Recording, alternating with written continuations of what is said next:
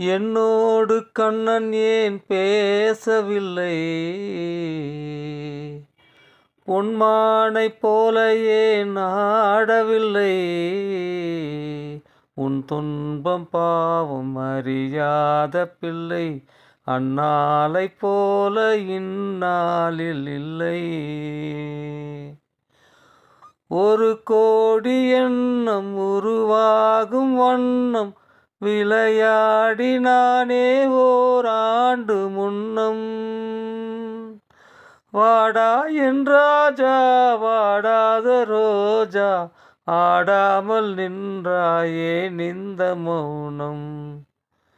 எதிர்பார்த்த யாவும் விதி பார்த்ததாலே, இது போல கண்ணே மகன் மாறினானே.